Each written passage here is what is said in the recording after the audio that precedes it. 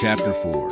The Story of the Bald-Headed Man. We follow the Indian down a sordid and common passage, ill-lit and worse furnished, until he came to a door upon the right, which he threw open. A blaze of yellow light streamed out upon us, and in the center of the glare there stood a small man with a very high head, a bristle of red hair all around the fringe of it, and a bald, shining scalp which shot out from among it like a mountain peak from fir trees. He writhed his hands together as he stood, and his features were in a perpetual jerk, now smiling, now scowling, but never for an instant in repose. Nature had given him a pendulous lip and a too visible line of yellow and irregular teeth, which he strove feebly to conceal by constantly passing his hand over the lower part of his face. In spite of his obtrusive baldness, he gave the impression of youth. In point of fact, he had just turned his 30th year. "Your servant, Miss Morstan," he kept repeating in a thin, high voice. "Your servant, gentlemen. Pray step into my little sanctum. A small place, miss, but furnished to my own liking. An oasis of art in the howling desert of South London." We were all astonished by the appearance of the apartment into which he invited us.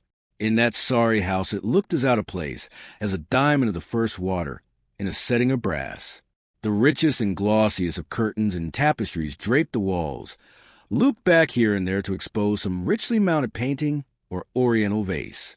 The carpet was of amber and black, so soft and so thick that the foot sank pleasantly into it, as into a bed of moss. Two great tiger skins thrown athwart it increased the suggestion of Eastern luxury, as did a huge hookah which stood upon a mat in the corner. A lamp in the fashion of a silver dove was hung from an almost invisible golden wire in the center of the room. As it burned, it filled the air with a subtle and aromatic odor. "Mr. Thaddeus Sholto," said the little man, still jerking and smiling.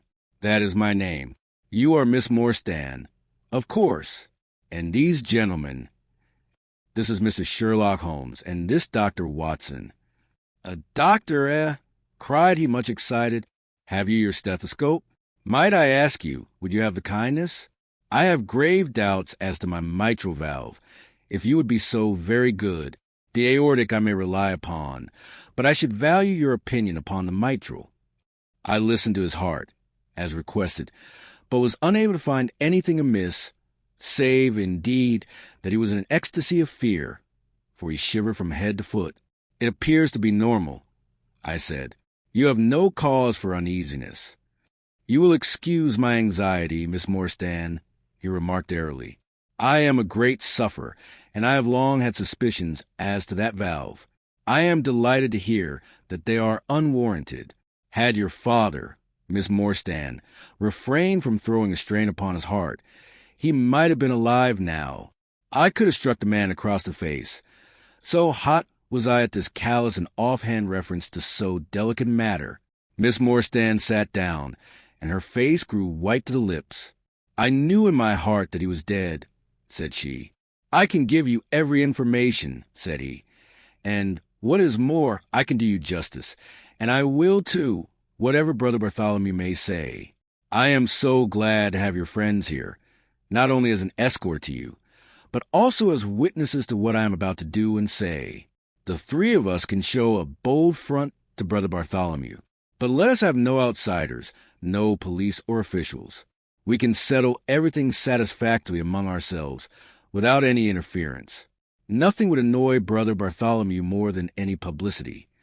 He sat down upon a low settee, and blinked at us inquiringly with his weak, watery blue eyes.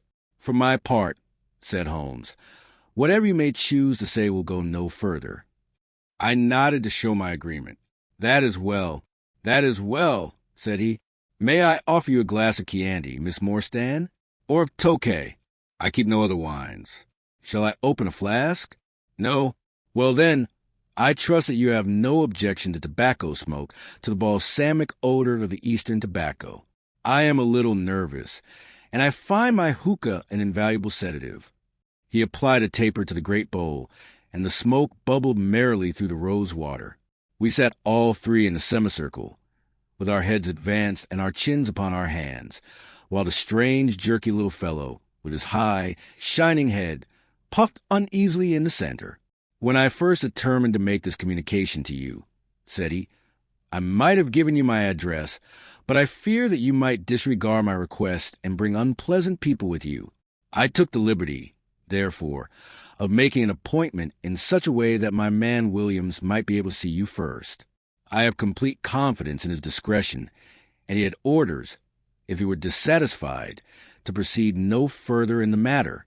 You will excuse these precautions, but I am a man of somewhat retiring, and I might even say refined taste, and there is nothing more unaesthetic than a policeman. I have a natural shrinking from all forms of rough materialism. I seldom come in contact with the rough crowd. I live, as you see, with some little atmosphere of elegance around me. I may call myself a patron of the arts. It is my weakness. The landscape is a genuine Corot, and though a connoisseur might perhaps throw a doubt upon that Salvator Rosa, there cannot be the least question about the Bouguereau. I am partial to the modern French school. You will excuse me, Mr. Sholto, said Miss Morstan, but I am here at your request to learn something which you desire to tell me. It is very late, and I should desire the interview be as short as possible. At the best it must take some time, he answered, for we shall certainly have to go to Norwood and see Brother Bartholomew. We shall all go and try if we can get the better of Brother Bartholomew. He is very angry with me for taking the course which has seemed right to me. I had quite high words with him last night. You cannot imagine what a terrible fellow he is when he is angry. If we are to go to Norwood, it would perhaps be as well to start at once, I ventured to remark. He laughed until his ears were quite red. That would hardly do, he cried. I don't know what he would say if I brought you in that sudden way. No, I must prepare you by showing you how we all stand to each other. In the first place, I must tell you that there are several points in the story of which I am myself ignorant. I can only lay the facts before you as far as I know them myself.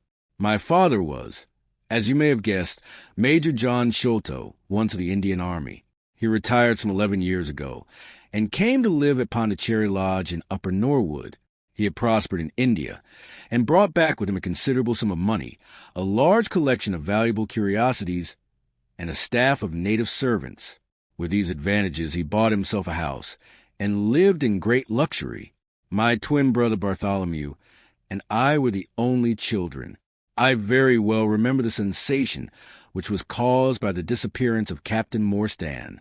We read the details in the papers, and, knowing that he had been a friend of our father's, we discussed the case freely in his presence. He used to join in our speculations as to what could have happened. Never for an instant did we suspect that he had the whole secret hidden in his own breast. That of all men he alone knew the fate of Arthur Morstan. We did know, however, that some mystery, some positive danger, overhung our father. He was very fearful of going out alone, and he always employed 2 prize fighters to act as porters at Pondicherry Lodge. Williams, who drove you tonight, was one of them. He was once lightweight champion of England. Our father would never tell us what was he feared, but he had a most marked aversion to men with wooden legs. On one occasion, he actually fired his revolver at a wooden-legged man, who proved to be a harmless tradesman canvassing for orders. We had to pay a large sum to hush the matter up. My brother and I used to think this a mere whim of my father's, but events have since led us to change our opinion. Early in 1882, my father received a letter from India, which was a great shock to him. He nearly fainted at the breakfast table when he opened it, and from that day he sickened to his death. What was in the letter we could never discover, but I could see as he held it that it was short and written in a scrawling hand.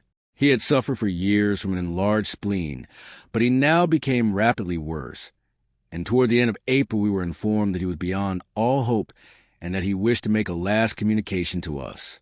When we entered his room, he was propped up with pillows and breathing heavily. He besought us to lock the door and to come upon either side of the bed. Then, grasping our hands, he made a remarkable statement to us, in a voice which was broken as much by emotion as by pain. I shall try and give it to you in his own very words.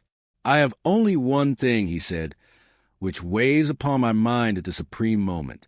It is my treatment of poor Morstan's orphan. The cursed greed which has been my besetting sin through life has withheld from her the treasure, half at least of which should have been hers. And yet I have made no use of it myself. So blind and foolish a thing is avarice. The mere feeling of possession has been so dear to me that I could not bear to share it with another. See that chaplet tipped with pearls beside the quinine bottle, even that I could not bear to part with, although I had got it out with the design of sending it to her. You, my sons, will give her a fair share of the Agra treasure, but send her nothing, not even the chaplet, until I am gone. After all, men have been as bad as this and have recovered. I will tell you how Morstan died, he continued. He had suffered for years from a weak heart, but he concealed it from every one. I alone knew it, when in India he and I, through a remarkable chain of circumstances, came into possession of considerable treasure. I brought it over to England, and on the night of Morstan's arrival, he came straight over here to claim his share. He walked over from the station, and was admitted by my faithful old Lal Chowdar, who is now dead. Morstan and I had a difference of opinion as to the division of the treasure, and we came to heated words. Morstan had sprung out of his chair in a paroxysm of anger, when he suddenly pressed his hand to his side. His face turned a dusky hue, and he fell backwards, cutting his head against the corner of the treasure chest. When I stooped over him, I found, to my horror, that he was dead. For a long time I sat half distracted, wondering what I should do.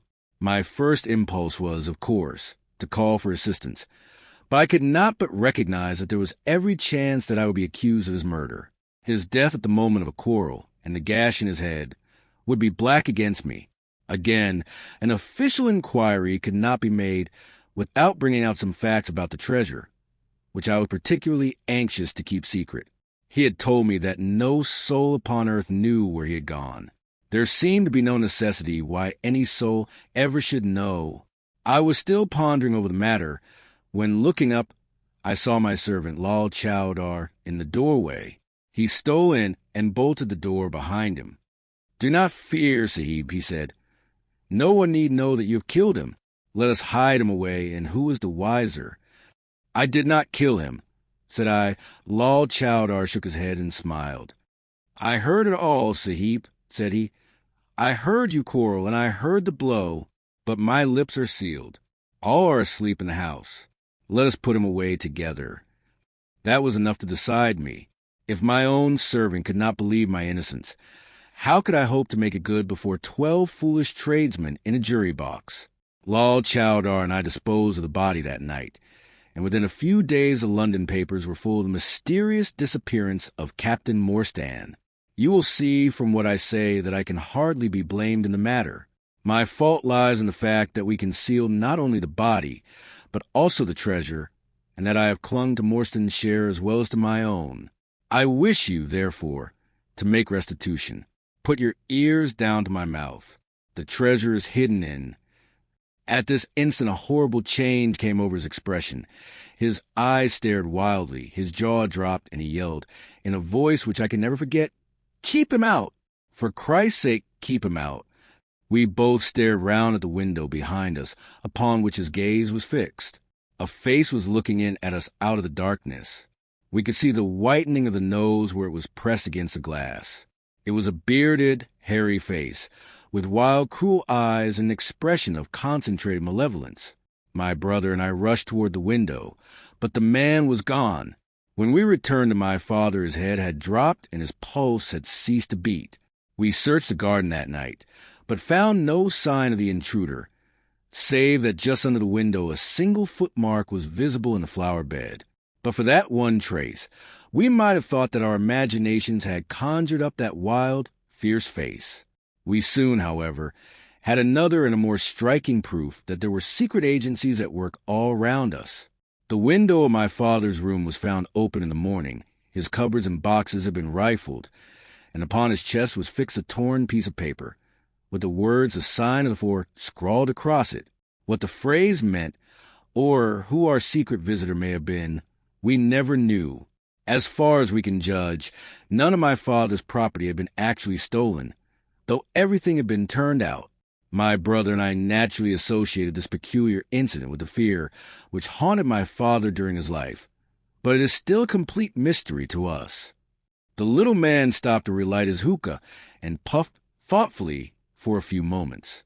We had all sat absorbed, listening to his extraordinary narrative. At the short account of her father's death, Miss Morstan had turned deadly white, and for a moment I feared that she was about to faint. She rallied, however, on drinking a glass of water, which I quietly poured out for her from a Venetian carafe upon the side table.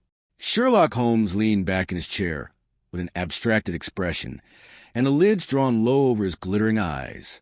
As I glanced at him, I could not but think how on that very day he had complained bitterly of the commonplaceness of life. Here at least was a problem which would tax his sagacity to the utmost.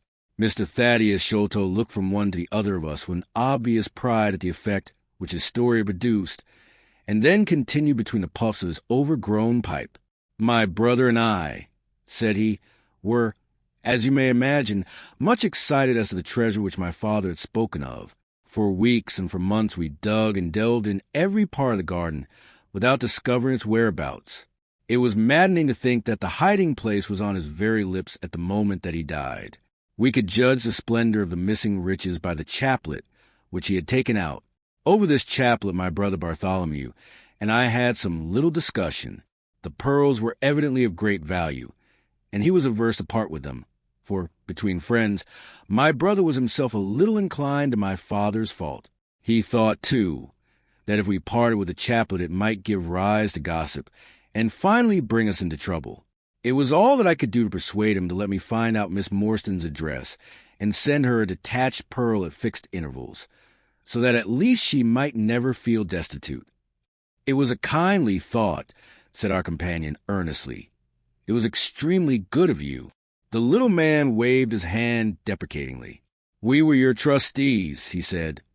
That was the view which I took of it, though Brother Bartholomew could not altogether see it in that light. We had plenty of money ourselves. I desired no more. Besides, it would have been such bad taste to have treated a young lady in so scurvy a fashion. Le mauvais gout me no crime. The French have a very neat way of putting these things. Our difference of opinion on this subject went so far that I thought it best to set up rooms for myself. So I left Pondicherry Lodge, taking the old Kitmutgar and Williams with me. Yesterday, however, I learned that an event of extreme importance has occurred. The treasure has been discovered. I instantly communicated with Miss Morstan, and it only remains for us to drive out to Norwood and demand our share. I explained my views last night to Brother Bartholomew, so we shall be expected, if not welcome, visitors. Mr. Thaddeus Sholto ceased, and sat twitching on his luxurious settee. We all remained silent, with our thoughts upon the new development which the mysterious business had taken. Holmes was the first to spring to his feet. "You have done well, sir, from first to last," said he. "It is possible that we may be able to make you some small return by throwing some light upon that which is still dark to you.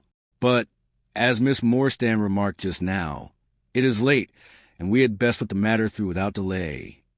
Our new acquaintance very deliberately coiled up the tube of his hookah, and produced from behind a curtain a very long befrogged topcoat with astrakhan collar and cuffs. This he buttoned tightly up, in spite of the extreme closeness of the night, and finished his attire by putting on a rabbit skin cap with hanging lappets which covered the ears, so that no part of him was visible save his mobile and peaky face. "My health is somewhat fragile," he remarked, as he led the way down the passage. "I am compelled to be a valetudinarian." Our cab was awaiting us outside, and our program was evidently prearranged, for the driver started off at once at a rapid pace. Thaddeus Sholto talked incessantly, in a voice which rose high above the rattle of the wheels. "Bartholomew is a clever fellow," said he. "How do you think he found out where the treasure was?" He had come to the conclusion that it was somewhere indoors. So he worked out all the cubic space of the house, and made measurements everywhere, so that not 1 inch should be unaccounted for. Among other things, he found that the height of the building was 74 feet, but on adding together the heights of all the separate rooms, and making every allowance for the space between, which he ascertained by borings, He could not bring the total to more than 70 feet. There were 4 feet unaccounted for. These could only be at the top of the building. He knocked a hole, therefore, in the lath and plaster ceiling of the highest room, and there, sure enough, he came upon another little garret above it, which had been sealed up and was known to no one. In the center stood the treasure chest, resting upon 2 rafters. He lowered it through the hole, and there it lies. He computes the value of the jewels at not less than £500,000 sterling. At the mention of this gigantic sum, we all stared at one another open-eyed. Miss Morstan, could we secure her rights, would change from a needy governess to the richest heiress in England. Surely it was the place of a loyal friend to rejoice at such news. Yet I am ashamed to say that selfishness took me by the soul, and that my heart turned as heavy as lead within me. I stammered out some few halting words of congratulation, and then sat downcast, with my head drooped, deaf to the babble of our new acquaintance. He was clearly a confirmed hypochondriac, and I was dreamily conscious that he was pouring forth interminable trains of symptoms and imploring information as to the composition and action of innumerable quack nostrums, some of which he bore about in a leather case in his pocket. I trust that he may not remember any of the answers which I gave him that night. Holmes declares that he overheard me caution him against the great danger of taking more than 2 drops of castor oil, while I recommended strychnine in large doses as a sedative. However that may be, I was certainly relieved when our cab pulled up with a jerk and the coachman sprang down to open the door. "This, Miss Morstan, is Pondicherry Lodge," said Mr. Thaddeus Sholto, as he handed her out.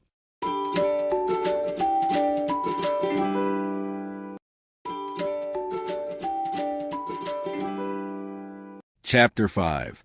The Tragedy of Pondicherry Lodge. It was nearly 11 o'clock when we reached this final stage of our night's adventures.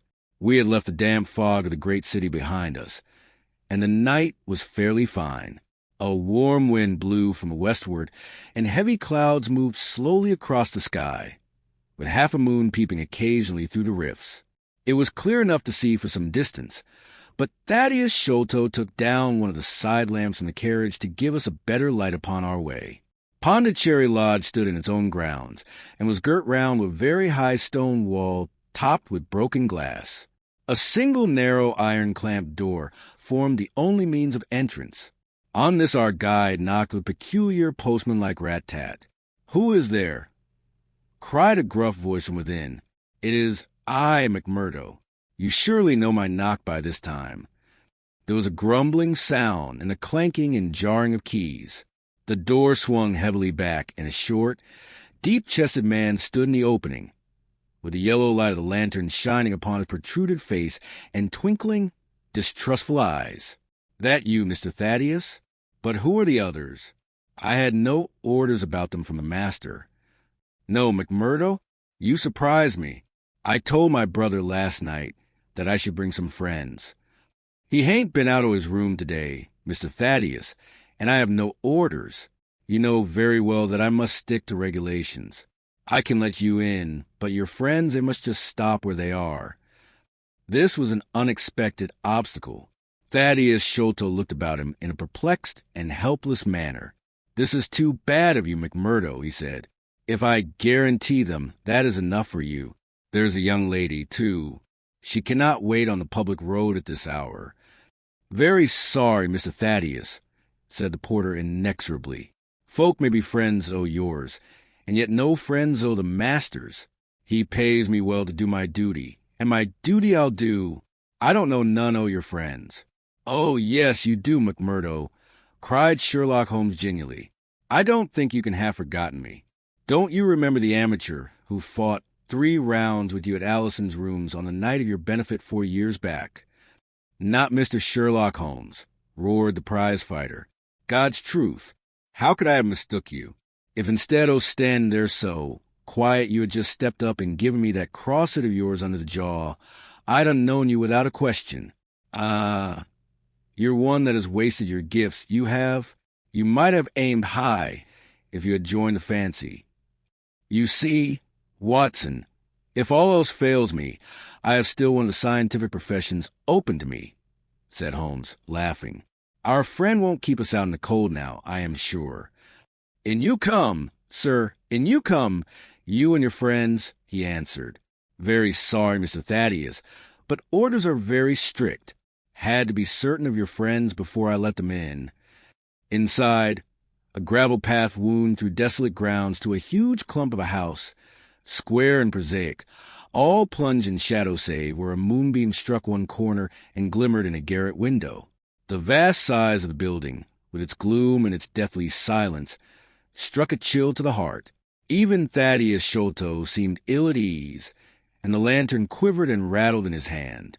I cannot understand it, he said. There must be some mistake. I distinctly told Bartholomew that we should be here, and yet there is no light in his window. I do not know what to make of it. Does he always guard the premises in this way? Asked Holmes. Yes. He has followed my father's custom. He was a favorite son, you know, and I sometimes think that my father may have told him more than he ever told me. That is Bartholomew's window up there where the moonshine strikes. It is quite bright, but there is no light from within, I think. None, said Holmes. But I see the glint of a light in that little window beside the door. Ah, that is the housekeeper's room. That is where old Mrs. Bernstone sits. She can tell us all about it. But perhaps you would not mind waiting here for a minute or two, for if we all go in together, and she has had no word of our coming, she may be alarmed. But hush! What is that? He held up the lantern, and his hand shook until the circles of light flickered and wavered all round us. Miss Morstan seized my wrist, and we all stood with thumping hearts, straining our ears. From the great black house there sounded to the silent night the saddest and most pitiful of sounds, the shrill, broken whimpering of a frightened woman. It is Mrs. Bernstone, said Sholto. She is the only woman in the house. Wait here. I shall be back in a moment. He hurried for the door and knocked his peculiar way. We could see a tall old woman admit him and sway with pleasure at the very sight of him. Oh, Mr. Thaddeus, sir, I am so glad you have come. I am so glad you have come, Mr. Thaddeus, sir. We heard her reiterated rejoicings until the door was closed and her voice died away into a muffled monotone. Our guide had left us the lantern. Holmes swung it slowly round and peered keenly at the house and at the great rubbish heaps which cumbered the grounds. Miss Morstan and I stood together, and her hand was in mine. A wondrous subtle thing is love. For here were we two, who had never seen each other before that day, between whom no word or even look of affection had ever passed, and yet now in an hour of trouble our hands instinctively sought for each other. I have marveled at it since. But at the time it seemed the most natural thing that I should go out to her so, and, as she has often told me, there was in her also the instinct to turn to me for comfort and protection. So we stood hand in hand, like two children, and there was peace in our hearts for all the dark things that surrounded us. What a strange place, she said, looking round. It looks as though all the moles in England had been let loose in it. I have seen something of the sort on the side of a hill near Ballarat, where the prospectors had been at work. And from the same cause, said Holmes. These are the traces of the treasure-seekers. You must remember that they were 6 years looking for it. No wonder that the grounds looked like a gravel pit. At that moment the door of the house burst open, and Thaddeus Sholto came running out, with his hands thrown forward and terror in his eyes. There is something amiss with Bartholomew, he cried. I am frightened. My nerves cannot stand it. He was, indeed, half blubbering with fear, and his twitching, feeble face peeping out from the great astrakhan collar had the helpless, appealing expression of a terrified child. Come into the house, said Holmes, in his crisp, firm way. Yes, do, pleaded Thaddeus Sholto. I really do not feel equal to giving directions. We all followed him into the housekeeper's room, which stood upon the left-hand side of the passage. The old woman was pacing up and down with a scared look and restless, picking fingers, but the sight of Miss Morstan appeared to have a soothing effect upon her. God bless your sweet, calm face, she cried with an hysterical sob. It does me good to see you. Oh, but I have been sorely tried this day. Our companion patted her thin, work-worn hand, and murmured some few words of kindly, womanly comfort, which brought the color back into the other's bloodless cheeks. "Master has locked himself in and will not answer me," she explained. "All day I have waited to hear from him, for he often likes to be alone, but an hour ago I feared that something was amiss. So I went up and peeped through the keyhole. You must go up, Mr. Thaddeus. You must go up and look for yourself. I have seen Mr. Bartholomew Sholto in joy and in sorrow for 10 long years, but I never saw him with such a face on him as that." Sherlock Holmes took the lamp and led the way, for Thaddeus Sholto's teeth were chattering in his head. So shaken was he that I had to pass my hand under his arm as we went up the stairs, for his knees were trembling under him. Twice as we ascended, Holmes whipped his lens out of his pocket and carefully examined marks which appeared to me to be mere shapeless smudges of dust upon the coconut matting which served as a stair carpet. He walked slowly from step to step, holding the lamp low, and shooting keen glances to right and left. Miss Morstan had remained behind with the frightened housekeeper. The third flight of stairs ended in a straight passage of some length, with a great picture in Indian tapestry upon the right of it and 3 doors upon the left. Holmes advanced along it in the same slow and methodical way, while we kept close at his heels, with our long black shadows streaming backwards down the corridor. The 3rd door was that which we were seeking. Holmes knocked without receiving any answer, and then tried to turn the handle and force it open. It was locked on the inside, however, and by a broad and powerful bolt, as we could see when we set our lamp up against it. The key being turned, however, the hole was not entirely closed. Sherlock Holmes bent down to it, and instantly rose again with a sharp intaking of the breath. "There is something devilish in this, Watson," said he, more moved than I had ever before seen him. "What do you make of it?" I stooped to the hole, and recoiled in horror. Moonlight was streaming into the room, and it was bright with a vague and shifty radiance, looking straight at me, and suspended, as it were, in the air, for all beneath was in shadow. There hung a face, the very face of our companion Thaddeus. There was the same high, shining head, the same circular bristle of red hair, the same bloodless countenance. The features were set, however, in a horrible smile, a fixed and unnatural grin, which in that still and moonlit room was more jarring to the nerves than any scowl or contortion. So like was the face to that of our little friend, that I looked round at him to make sure that he was indeed with us. Then I recalled to mind that he had mentioned to us that his brother and he were twins. "This is terrible," I said to Holmes. "What is to be done?" "The door must come down," he answered, and, springing against it, he put all his weight upon the lock. It creaked and groaned, but did not yield. Together we flung ourselves upon it once more, and this time it gave way with a sudden snap, and we found ourselves within Bartholomew Sholto's chamber. It appeared to have been fitted up as a chemical laboratory. A double line of glass stoppered bottles was drawn up upon the wall opposite the door, and the table was littered over with Bunsen burners, test tubes, and retorts. In the corner stood carboys of acid in wicker baskets. One of these appeared to leak or to have been broken, for a stream of dark-colored liquid had trickled out from it, and the air was heavy with a peculiarly pungent, tar-like odor.